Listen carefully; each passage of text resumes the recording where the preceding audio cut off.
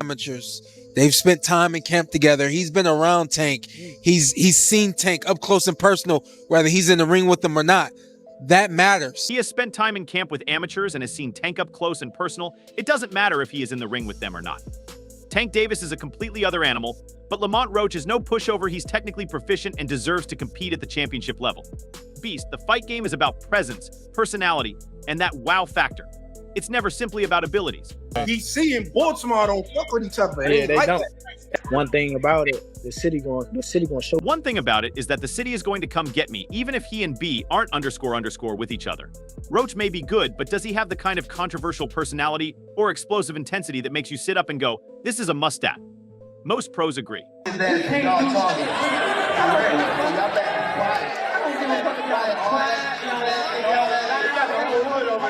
I've beaten his ass. Claps talk Tank whether fans like it or not. Davis is already a pay-per-view kingpin. While some argue that his fights aren't worthy of such attention, he's suited for the big stage. The problem is that he can't seem to find opponents who can equal his star power. Roach is undoubtedly talented, but he hasn't yet attained that elite level. His one WBA title defense against Fergal Messi was respectable, but it didn't exactly blow everyone away. If Roach had a history of dominating performances or a string of title defenses, this matchup would make more sense, but instead it feels like Tank is lowering the bar to take on him. I don't know Lamont Roach, but, you know, when you look at Shakur Stevenson, when you're looking at, you know, these other fights that he should really be fighting, you know, he don't want to do them fights. He wants to retire. Yeah. So don't come. This situation is not new for Davis. He remembers Hector Luis Garcia, who was a good opponent, but not the type of fight that screams pay-per-view.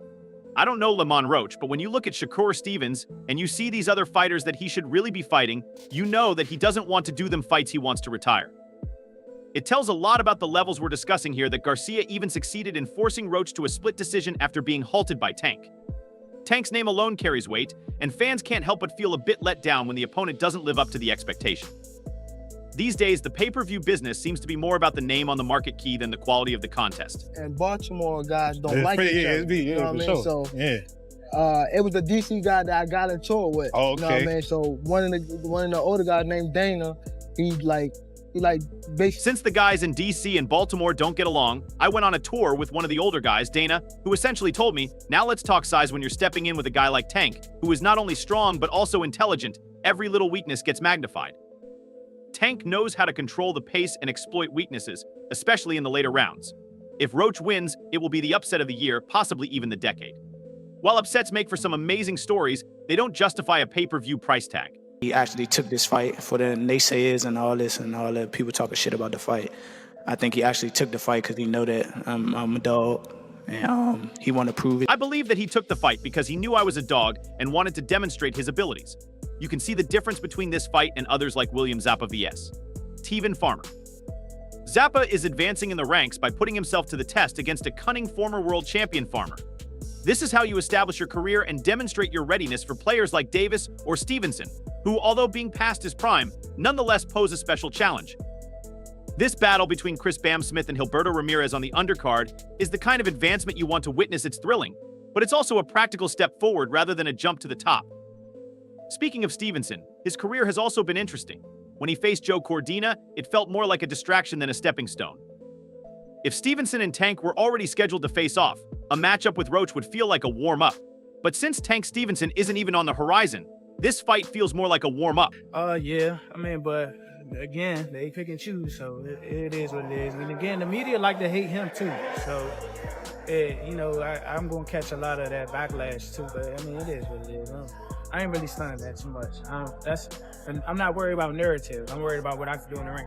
All right, brother. All right. Yes, but they pick and show again, so it's just the way it is. The media also likes to criticize him, so I'm going to get a lot of that backlash, but I'm not really that beautiful, so I'm more concerned with what I can accomplish in the rank than with stories. All right, brother. Tank has passion and skill, but this isn't his weight class, and this isn't his moment. He has competed against great talent and won because of his unwavering belief. After losing to Jamal Herring, Hitchens, who sparred with both fighters, praised Roach for his technical skills and fortitude, even referring to the fight as a potential technical masterclass. However, let's not fool ourselves. Tank's defensive prowess and fight IQ are unmatched. According to Hitchens, Roach's best chance is to finish early, but it's easier said than done when against someone like Tank.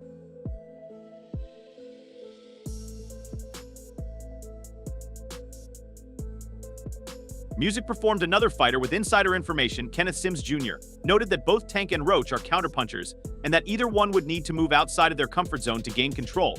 But as we all know, Tank is a poor starter. So Roach may have a limited window of opportunity. Roach may start strong, but keeping up with Tank's strength and accuracy as the fight carries on is a very different matter. Sims made the true point that Tank would need to pick up the tempo earlier than usual, but once Tank finds his rhythm, it's usually game over for the other guy.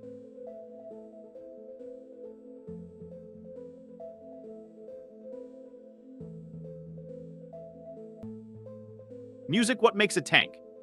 Despite his speed and technical prowess, Tank's timing and ring IQ are weapons that few can match. He stands out for his ability to adjust and read his opponent before exploding when the time is right. Tank knows how to move and defend himself in ways that make it nearly impossible to land clean shots, Hitchens admitted. Tank has some of the best defensive skills in the game. You can't build up a record like his without knowing how to avoid getting hit. On the other hand, Roach has shown weakness against powerful opponents, which is dangerous when you're facing a knockout artist like Davis. By that logic, if Tank Davis is weight bullying Lamont Roach because he pulls Lamont Roach up to 135 pounds, isn't every single fighter that's asking Tank Davis to fight at 140 pounds, aren't they trying to weight bully him too? Sims went on to say that Roach would need to take some chances to make the fight competitive, but how do you take chances when the other guy punishes mistakes so severely? If Tank Davis is weight bullying Lamont Roach by pulling him up to 135 pounds, isn't that the case with every fighter asking Tank Davis to fight at 140 pounds? The 30-year-old WBA lightweight champion Tank has continuously shown himself to be one of the most captivating personalities in the boxing world.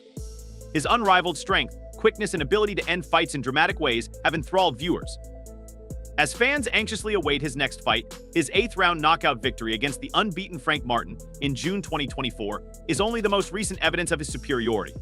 On March 1st, 2025, Davis will make his ring comeback against Lamont Roach at the Barclays Center in New York. In this eagerly awaited bout, Davis will face a boxer who, while having only had one professional defeat, faces a monumental obstacle. Why was it so easy when he fought Frank Martin? Frank Martin was inexperienced and nervous. You know, it is what it is. It's going to be a different fight when I'm in there. He's going to be a different fighter when he's fighting me. Hey, what's your on the game plan? Whoop his ass.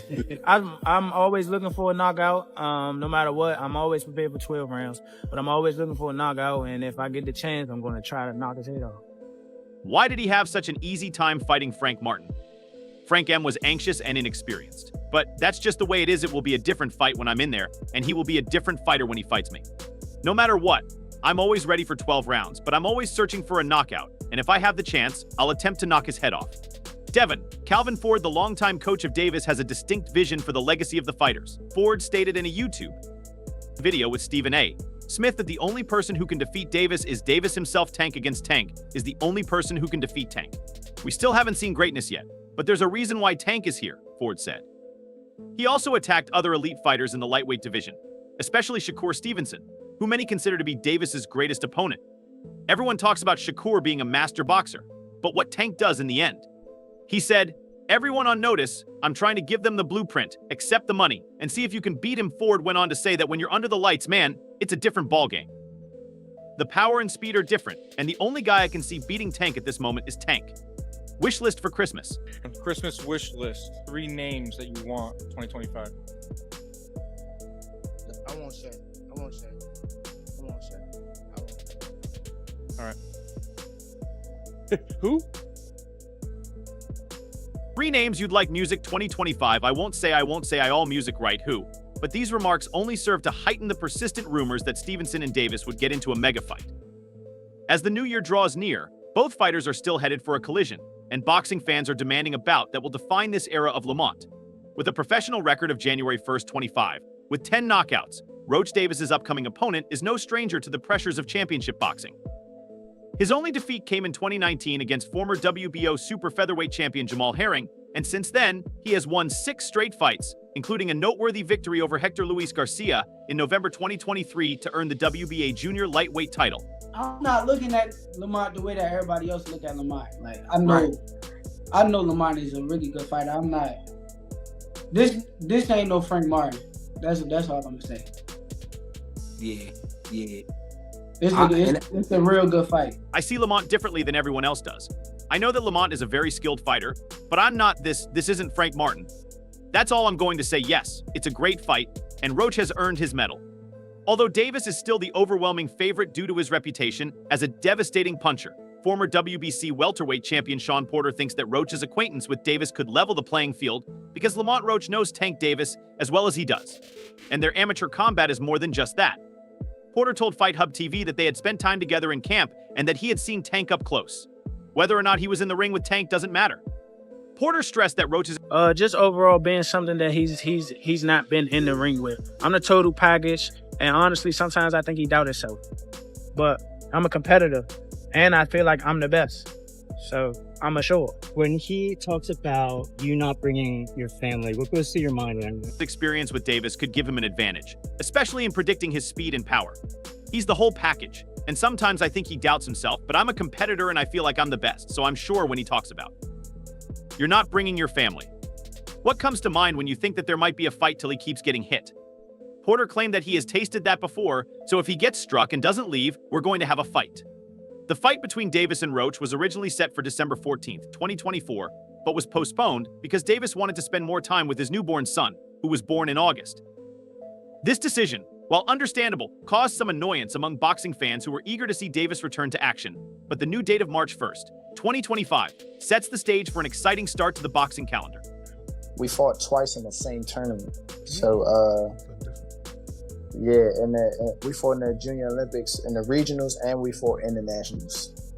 As a champion at junior lightweight, Roach has shown the skill and tenacity that he will surely need against a fighter of Davis' caliber. We fought twice in the same tournament, so yeah, and we also fought in the Junior Olympics in the regionals and the nationals. Roach has stayed active and successful in the interim, stopping Ferbal McCroy in 8 rounds last June.